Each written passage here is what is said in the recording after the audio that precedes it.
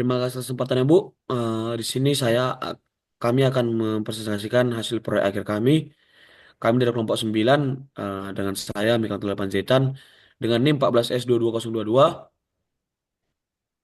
Dengan saya juga Samuel Abdigus Sormin dengan NIM 14S20038.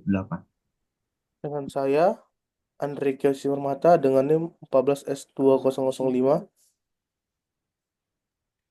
Mohon maaf atas ketidaknyamanan Bu, dan perkenalkan nama saya Rika Francisca Purba dengan NIM 14S. Baiklah, Bu. Di sini judul proyek akhir kami adalah monitoring real-time suhu pada ruang penetas telur untuk meningkatkan efisiensi penetasan. Latar belakang kami membuat proyek ini adalah yang pertama itu adalah suhu. Suhu adalah salah satu faktor krusial dalam proses penetasan telur. Suhu yang tidak terjaga dapat menghambat perkembangan embrio, meningkatkan risiko kegagalan penetasan, atau menghasilkan kualitas hasil penetasan yang kurang optimal. Untuk menjaga kestabilan suhu, diperlukan pemantauan yang akurat dan keberlanjutan selama proses penetasan. Namun pada praktiknya, banyak ruang penetas yang masih menggunakan metode manual untuk memantau suhu. Pemantauan manual ini memerlukan intervensi manusia secara langsung yang tidak hanya memakan waktu, tapi juga rentan terhadap kesalahan. Seiring dengan perkembangan teknologi, sistem pemantauan suhu secara real time menjadi salah satu solusi yang dapat diandalkan. Sistem ini memungkinkan pengguna untuk memperoleh data suhu secara kontinu tanpa perlu melakukan pemantauan manual. Dengan bantuan perangkat berbasis sensor, data suhu dapat diperoleh secara akurat dan ditampilkan langsung pada perangkat monitor seperti layar atau komputer. Hal ini memberikan kemudahan bagi peternak untuk mengambil tindakan segera jika suhu berada di luar rentang optimal. Proyek ini, jadi rumusan masalah kami adalah menjaga keberhasilan proses penetasan telur. Suhu memainkan peran vital yang harus dipantau secara terus-menerus. Berdasarkan hal ini, proyek monitoring real-time suhu pada ruang penetasan telur berfokus pada penyelesaian beberapa permasalahan. Berikut, bagaimana merancang sistem untuk memantau suhu ruang penetas telur secara real time? Bagaimana sistem monitoring ini dapat memberikan data suhu secara akurat dan kontinu? Bagaimana menghadirkan data suhu dalam format yang mudah dipahami oleh pengguna? Tujuan kami membuat proyek ini adalah untuk mengatasi kendala pemantauan suhu di ruang penetas telur melalui pengembangan sistem monitoring real time. Adapun tujuan spesifik proyek ini adalah yang pertama, merancang sistem monitoring suhu ruang penetas telur secara real time, menyediakan solusi untuk memantau suhu tanpa intervensi manual. Yang ketiga, mengurangi risiko ketidaksesuaian suhu. Selanjutnya akan dilanjutkan oleh teman kami. Adapun komponen yang kami butuhkan dalam membuat eh, proyek ini yaitu yang pertama adalah DHT11. DHT11 ini berfungsi untuk mengukur suhu dan kelembapan di lingkungan sekitar penetasan telur, yang dimana sensor ini memiliki kemampuan untuk mengukur suhu dalam rentang 0 sampai 50 derajat Celcius dengan akurasi sekitar kurang lebih dari 2 derajat Celcius. Selain itu, DHT juga mengukur kelembapan udara dalam rentang 20 sampai 80% yang memang sangat kami butuhkan dalam memonitoring suhu pada ruang penetas telur. Kemudian kami membutuhkan breadboard, yang dimana breadboard ini menjadi papan tempat menghubungkan komponen elektronik yang kami gunakan dalam proyek kami ini, tanpa harus membutuhkan solder untuk penyambungan.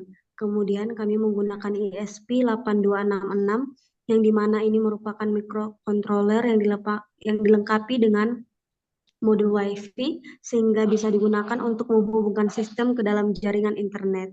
Dalam proyek monitoring suhu ESP 8266, yang dimana berfungsi untuk membaca data suhu dan kelembapan yang akan dikirimkan oleh sensor DHT11 yang memang sangat kami butuhkan dalam judul proyek monitoring suhu pada ruang penetas telur. Dan yang terakhir yaitu adalah kabel jumper. Tentu kita sudah mengetahui apa itu fungsi dari kabel jumper, yaitu untuk menghubungkan komponen-komponen pada breadboard yang memang telah dijelaskan sebelumnya. Adapun desain dari sistem yang kami buat yaitu bisa kita lihat secara bersama-sama ya. Yang pertama itu ruang penetasan, yang dimana ruang penetasan ini melingkupi dengan sensor DHT11, kemudian ESP8266 yang terhubung dengan internet dari Blink Server dan aplikasi dan juga user, di mana sistem ini dimulai dari ruang penetasan, kemudian di HT11 dipasang untuk mendeteksi suhu dan kelembapan lingkungan. Sensor ini membaca data dari ruang tersebut secara real time, dan data yang dihasilkan di HT11 kemudian dikirimkan ke modul ESP8266. Kemudian modul ini berperan sebagai microcontroller sekaligus modul komunikasi yang memproses data dari sensor dan mempersiapkannya untuk dikirim melalui jaringan internet, seperti yang sudah saya jelaskan dari komponen-komponen yang tadinya. Kemudian ESP8266 ini terhubung ke jaringan Wi-Fi untuk memungkinkan komunikasi dengan server. Setelah itu, data yang diproses oleh ESP8266 akan diteruskan ke Blink server melalui koneksi internet, yang dimana kita mengetahui bahwa Blink server ini merupakan platform yang digunakan untuk menyimpan dan mengelola data dari perangkat IoT seperti ESP8266 yang memang sangat kami butuhkan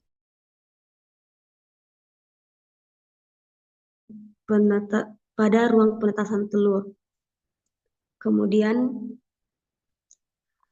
yang slide berikutnya ini merupakan skematik dan program, di mana kita dapat melihat desain skematiknya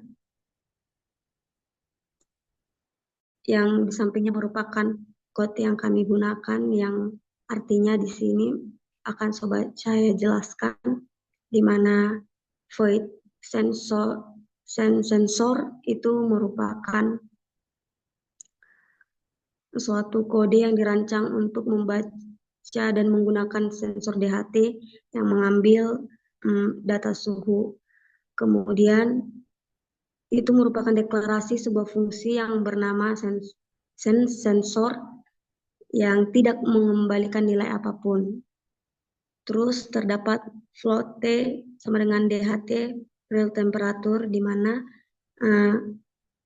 slide ini atau code ini merupakan pembaca dari nilai suhu dari sensor DHT yang menyimpan dalam variabel T yang bertipe float. Terus pada line ketiga terdapat if isNaN-T, itu merupakan memeriksa apakah nilai suhu yang dibaca adalah NaN atau NaN di sini kami singkat dengan not a number. Kalau iya, jika hasilnya iya,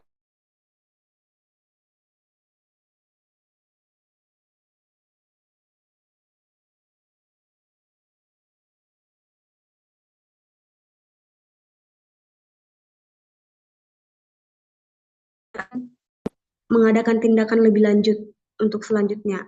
Kemudian pada line berikutnya terdapat Blink Virtual Write, yaitu V0, T, itu merupakan code di mana itu bisa mengirim nilai suhu T ke pin virtual F0 pada aplikasi Blink, dan ini memiliki nilai suhu akan ditampilkan dan digunakan pada watch yang terhubung dengan pin F0 di aplikasi Blink.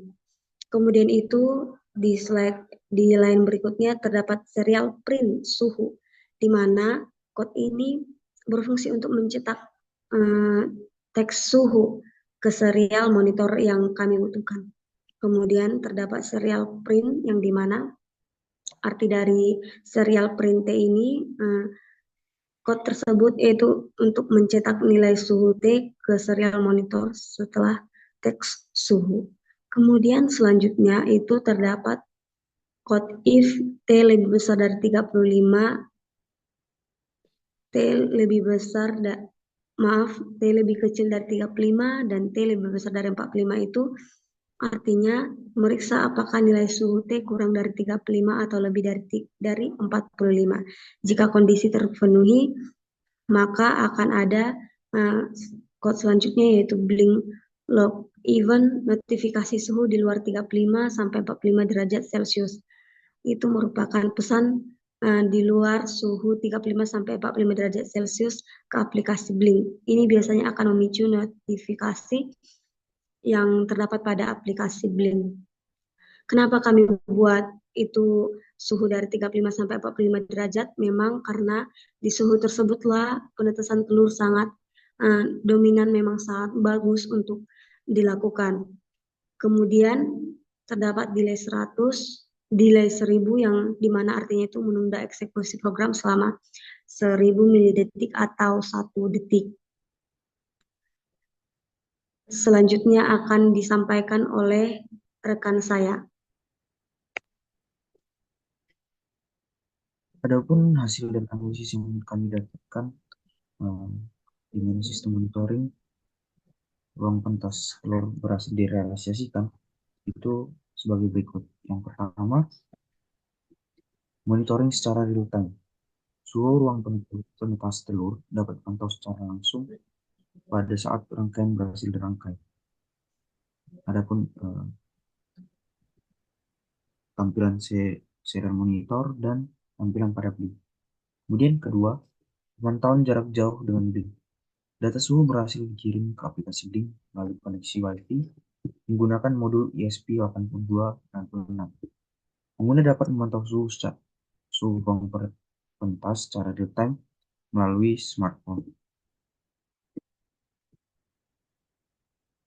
Adapun berikut perbandingan pengamatan melalui IoT dan pengamatan langsung menggunakan termometer.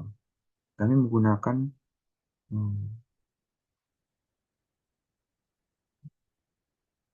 pengamatan langsung menggunakan termometer, di mana termometer sebagai suhu referensi yang kami gunakan. Kemudian kami juga menghitung data di 2 hari, yaitu di tanggal 27 November dan 28 November pada jam yang sama.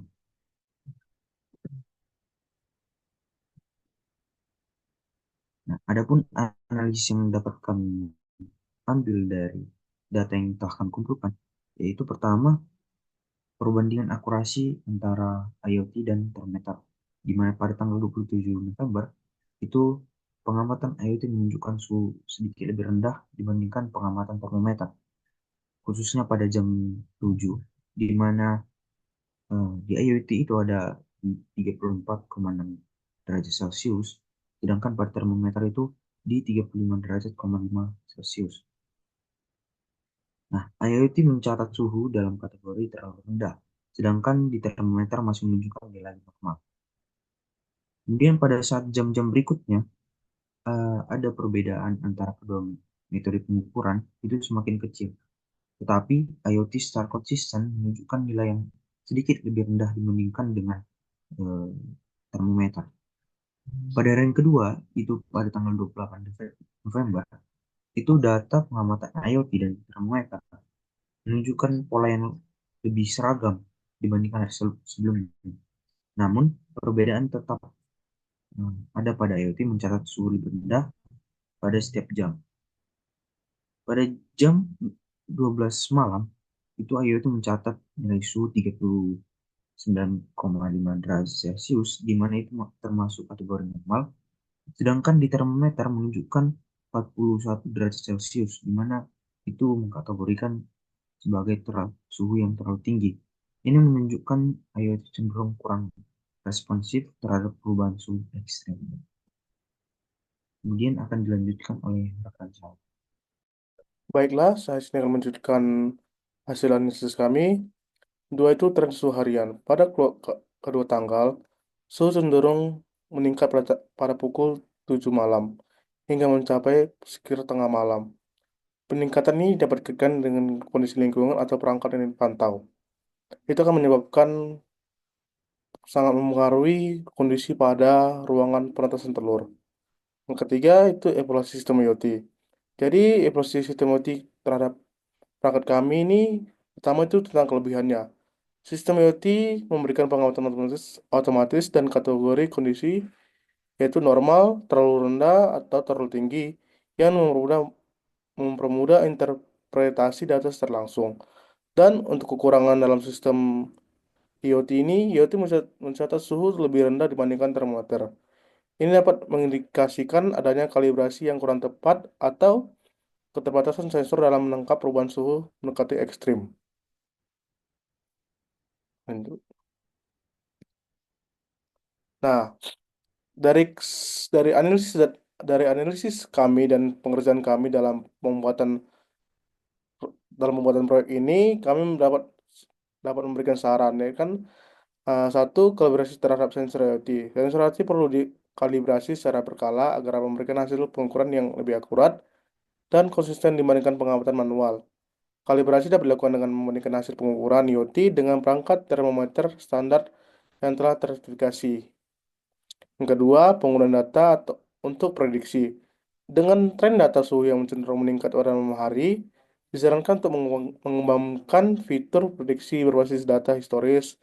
Hal ini akan dapat membantu dalam mengambil langkah antisipatif terhadap kondisi suhu yang berpotensi ekstrim. Yang ketiga, peningkatan responsivitas sensor. Sensor IoT perlu dioptimalkan agar lebih responsif terhadap perubahan suhu yang cepat, terutama pada kondisi ekstrim seperti pada malam hari yang dimana pengamatannya pada suhu 41 derajat belum terdeteksi secara tepat oleh perangkat IoT. Sekian dari presentasi kami tentang proyek kami. Bila ada salah kata, mohon maaf. Terima kasih.